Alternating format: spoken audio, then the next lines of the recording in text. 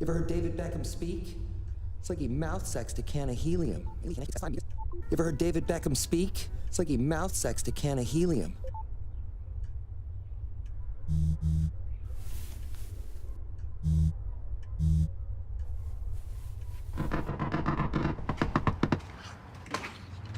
I am so sorry. So sorry. Too soon? Yeah, too soon. Lo siento, amor, lo siento.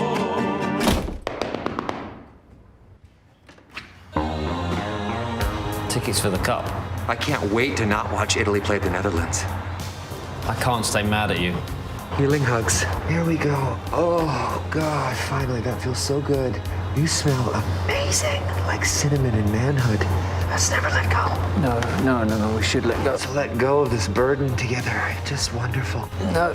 Okay. What was you apologizing for anyway? Well, just the bit in Deadpool with the voice. Doesn't ring a bell. What did you think I was apologizing for? I mean, there's a list. Green Lantern, Yep. R.I.P.D., Horrible. Selfless, Terrible. Blade Trinity, Oof. Boltneck. Boltneck was a masterpiece! David, I'm so sorry. I yelled, I raised my voice, I lost control. Please open up. Hey everybody, it's Charlie. A whole bunch of awesome stuff dropped this morning, starting with Deadpool, so let's break it down. If you're brand new to the channel too, be sure to subscribe to get everything, because it's only going to get weirder and funnier as we get closer to Deadpool dropping next week. I would be very surprised if you have no idea who David Beckham is. Obviously they're doing this as a World Cup promo, like they did the Celine Dion thing. They have Eurovision coming up, so I'm sure there'll be plenty more like this. The way they shot this and the way they edited in that footage from the first Deadpool movie made me forget whether or not they actually had that line. I had to go back and watch that part of the Deadpool movie. Like, was this an actual thing from the movie? Turns out, yes, it was. They totally made fun of David Beckham. Looks on everything. Looks are everything. You ever heard David Beckham speak? It's like he mouth-sexed a can of helium. Think Ryan Reynolds got this far on his superior acting method? So it works perfectly. It helps a lot when Deadpool makes fun of a lot of these big celebrities because, yeah, it's funny, but then usually the celebrities will respond. It gives the movie more attention. The clown. Dressed up as a sex toy. So dark.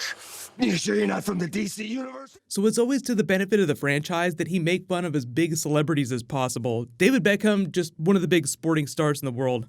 I'm so sorry. Now, David Beckham himself is not a good actor. You may have spotted him during the Guy Ritchie King Arthur movie that they did a little while ago. Movie itself, not so hot, but they gave David Beckham a part where he was standing next to the stone when Arthur came to pull it out.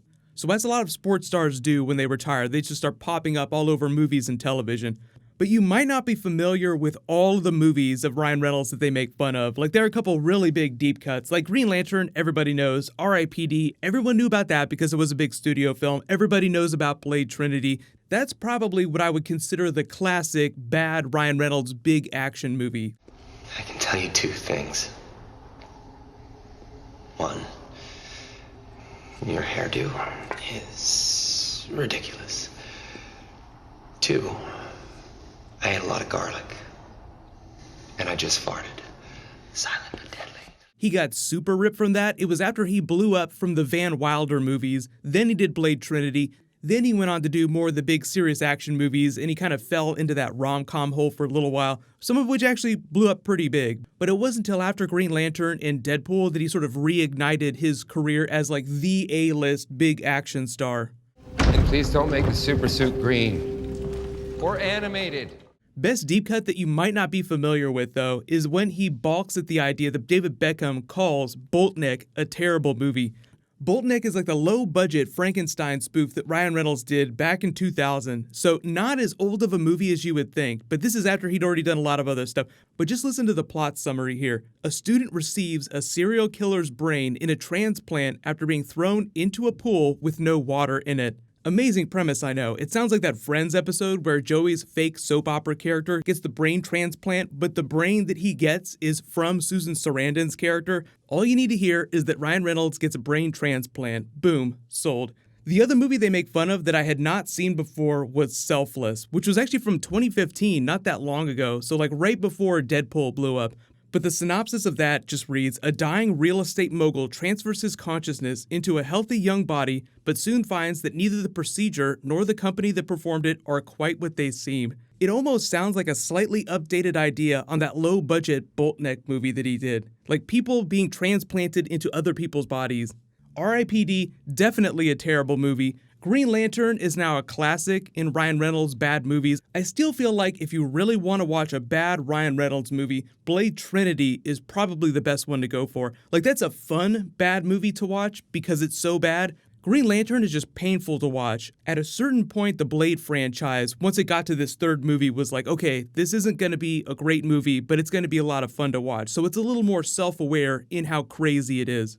But for those of you asking, the Blade character, Wesley Snipes, totally wants to come back. I think if they bring the character back, Wesley Snipes will be a big part of that, but they might end up recasting a younger actor and turning Wesley Snipes into the Whistler of that series. What I'm hoping is that because Marvel has the rights to that, Kevin Feige said that they have considered bringing Blade back, but they haven't done vampires yet in the Marvel Cinematic Universe, so they just have to figure out how to work that in, because the genre just isn't a big thing right now. But the thing is that Sony over in the Spider-Verse wants to do a Morbius movie. So if that does end up being a thing, like if they actually do end up making it, they announced it, but who knows if it's going to get made, then maybe Marvel can loan them the Blade character the way that Sony has a deal to share the Spider-Man character with the Marvel Cinematic Universe. For those of you that are big fans of Marvel horror films, Kevin Feige did say that they wanted to do a horror film at some point. That's basically where the Blade character would fit. So even if they don't share him with Sony or they don't do any kind of crossover with Morbius or anything like that, they will still eventually get to the point where they can do a legit horror film. And I feel like the Doctor Strange character is really good for that too. So we'll see how this all works out in Phase 4 and Phase 5. But there was so much awesome stuff that dropped this morning, I'm trying to work through all the videos. If you guys didn't know, Rick and Morty was confirmed for Season 4, but that's not it. They actually renewed Rick and Morty for 70 episodes, which is basically 5 more seasons with 14 episodes each, because Dan Harmon a long time ago talked about doing more episodes per season. If you don't know what Rick and Morty is and you're not a big fan of that show, don't worry, I'm going to do a separate video about that, but all that news dropped while I was making this Deadpool video, and I just got super excited. I will also be posting new Infinity War really soon, too. So click here for brand new Infinity War, and click here for that other Deadpool Spider-Man trailer. Thank you so much for watching. Everybody stay awesome. I'll see you guys tonight.